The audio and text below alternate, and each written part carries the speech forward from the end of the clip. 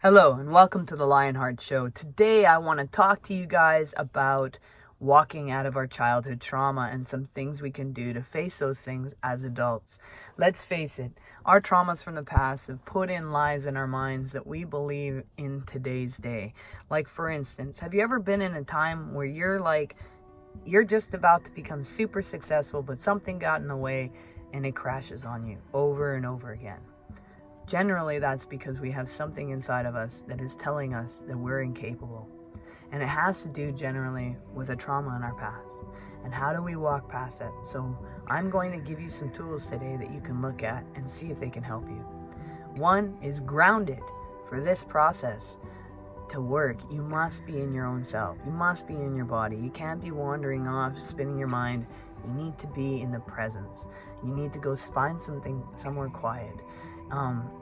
And just rest in yourself and don't be disturbed. Sit comfortably and with your eyes closed, take several deep breaths, bringing your awareness into your body. Squeeze and release your muscles and feel the heaviness in your arms.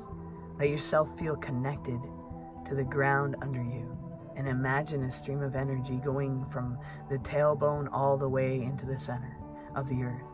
And once you feel that, you are centered in your body. And then you need to do this. Take that moment, you're ready to listen, you're connected to you entirely. Recall it. Think of the situation. Bring it to the surface. What is it that's been upsetting you recently? What is the lie that continues to spread on? Find something that provoked a mild to strong emotional reaction, or that would have you feel the emotionally, not be numb. Think about what happened, as much details as possible, and imagine yourself back in that time and place. But remember, you're safe right now. Experience it all again with your senses. When emotions begin to arise, sense it, feel it. Continue to breathe, relax. You're safe, remember this. You're just going in to face the circumstance, and you're not going to be harmed. Spend a moment quiet, relaxation. Mentally scan your body for a sensation. Call this processing, percolating, kind of. Anyways, because of the way your emotions will stir and bubble up inside of you, observe the physical response you experience. Tingling, tightness, burning. Each of these sensations is a bit of information you need to understand. Your body's like a computer. It's saying, hey, it's broken in these cells, and this trauma, it's here. We're letting you know where it's at so you can go at it and get it out. You're the surgeon. Explore these sensations and silently describe them to yourself in as much details as you can. Once you've explored this, describe all your physical reactions. Pay attention to what your body can do and what it's doing. Now you're going to identify it. Associate an emotion with each of the sensations you feel. Is the tightness in your chest anxiety? Is the heat you're feeling traveling up your arms, is that anger? Before starting this exercise, you may want to look out and write out your emotions or type them out or whatever. And apparently you needed to just have me disappear. Look at the ceiling, everybody. We're not done. Alright. You also can find the list that you've written out and look over it. And it's important to recognize often subtle distinctions between sometimes the similar emotions. This will give you a greater sense of your experience and a richer knowledge of yourself. Once you've written and named your emotions, you're going to do this. You're going to love it.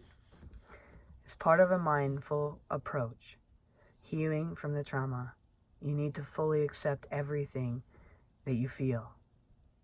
Whether it's true or conscious-minded at this moment or not, say, I love myself for feeling angry, sad, anxious.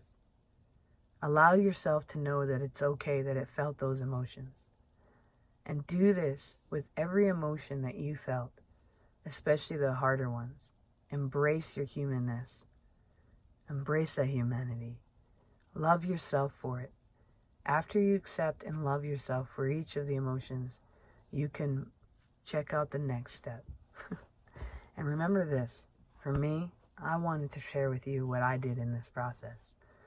I not only had to love myself, I also had to recognize that God loved me as well. And I had to recognize that God made me pure and God made me in the image of Him. And when I recognized that, I had to let go of the things in my body. So now you're going to feel and you're going to experience this situation. You're going to sit with those emotions and their sensations, allowing your body to feel it percolate and flow through. Don't try to change it or hide them. That's the problem we have today. You're going to pay attention to them. You're going to acknowledge them and say hello and welcome them. You're not going to be discomforted and push them away. You're going to know it's going to be gone soon, and it's going to help you heal because you're going to embrace it. Let your body respond the way it wants to and needs to. If you feel the urge to cry, let yourself cry. If you feel the need to yell at something or punch something, just don't do that to a person. Go yell in a corner, go punch a pillow. Do it productively. The key is to getting moving inside you and to fully process them. When you fully felt the experience, your emotions move on. So now you're going to receive a message of wisdom. Your body's got it there. It's been in you since the beginning of time. Do the sensations or emotions you're experiencing right now connect with one or more experiences in your past? Do they give you any insight into the root of the trauma or negative, limiting belief about yourself? Right now you might be thinking this: I'm not getting anything. So ask yourself, if this sensation or emotion were going to say something to me, what would it be? If you still having trouble, do some free writing. Journal about what the feeling means. Try that. See what happens. So now what you're going to do is you're going to share it. If you're feeling comfortable sharing your reflection with someone else, do that. Otherwise, write it out so you can at least have it. You're sharing it still. It's just going to have it for later. Describe what happened when the wounding incident first occurred, how you reacted at that time, and what you've come to see about it now. Talking or writing about your experience and emotions is important. It's an important step for healing. It's getting it out. It's letting it be out there. Writing letters, but not sending them, is important too.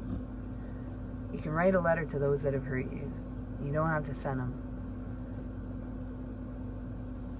It's sometimes just a method of helping people move forward. Anyways, now you gotta let it go.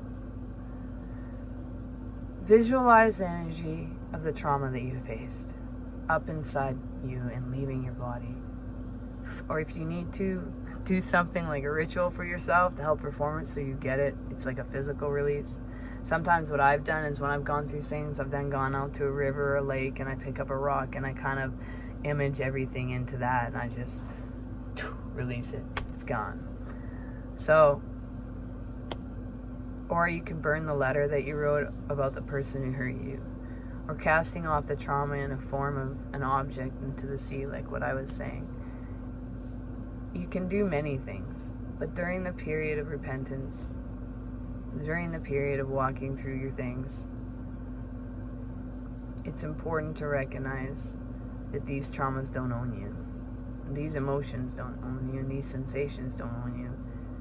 And then it's okay to walk through them. You're meant to. It's how you release them. Anyways, welcome to the Lionheart Show. I hope that this helps you. Peace out.